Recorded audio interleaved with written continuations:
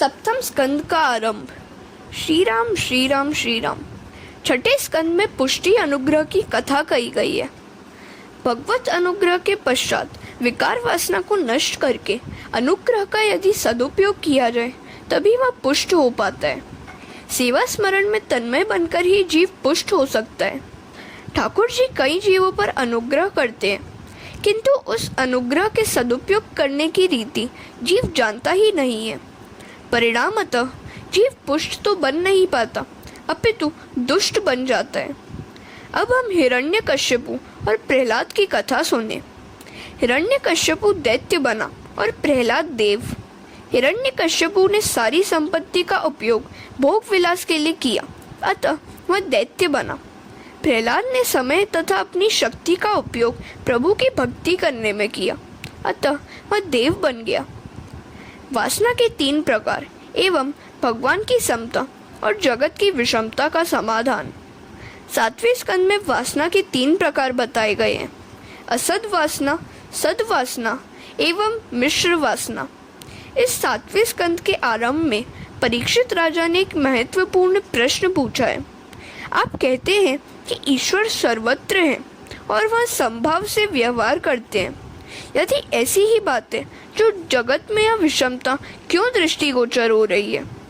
चूहे में भी ईश्वर है, बिल्ली में भी, तो फिर बिल्ली चूहे को क्यों मारकर खाती है? भगवान यदि सम है तो जगत में भी विषमता क्यों उत्पन्न करते हैं? यदि वे संभावी हैं तो फिर बार बार देवों का पक्ष लेकर वे दैत्यों को क्यों मारते हैं? यदि वे ईश्वर हैं तो फिर विषमता वे क्यों करते हैं? भगवान की दृष्टि में यदि सभी प्राणी समान हैं तो उन्होंने इंद्र के लिए वृत्रासुर का वध क्यों किया? मैं मानता था कि दैत्य तो पापी हैं, अतः हरि उनकी हत्या करते हैं, किंतु वृत्रासुर तो भगवत भक्त था, फिर उसकी उन्होंने हत्या क्यों की?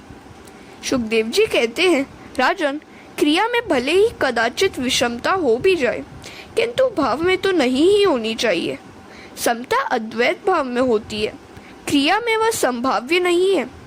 क्रिया से तो विषमता ही रहेगी, अतः भाव में समता रखनी चाहिए। घर में माता, पत्नी, संतान आदि होते हैं। पुरुष इन सभी के प्रति प्रेम तो एक समान ही रखता है, किंतु सभी के साथ एक समान बर्ताव नहीं कर सकता। वह माता को तो वंदन कर सकेगा, पर पुत्री को नहीं। प्रेम आत्मा के साथ होता है, देह के साथ नहीं। भावना के क्षेत्र में तो अद्वैत भाव होना ही चाहिए। समदर्शी बनना है, समव्यवहारी नहीं। समव्यवहारी होना तो संभव नहीं है। शंकराचार्य ने आज्ञा दी है, भावाद्वैतम सदा कुर्यात्, क्रियाद्वैतम न करहिचित्। भागवत को आधि भौतिक साम्यवाद मान्य नहीं है, मात्र आध्यात्मिक साम्यवाद ही मान्य है। राजन, तुम्हें लगता है कि देवों का पक्ष लेकर भगवान ने असुरों का नाश किया, परंतु उन्होंने यह संहार तो उन असुरों पर कृपा करने के हेतु से ही किया था। एक दृष्टांत सुनो। एक चोर चोरी करने के हेतु घर से निकला, किंतु मार्ग में ठोकर लगने के कारण वह गिर पड़ा और उसका एक पाँव टूट गया। इस कारण वह चोरी न कर सका। यह भगवान की कृपा थी या अकृपा? इसे कृपा ही समझनी चाहिए। पैर तो टूट गया, किंतु उसके कारण वह पाप तो न कर सका।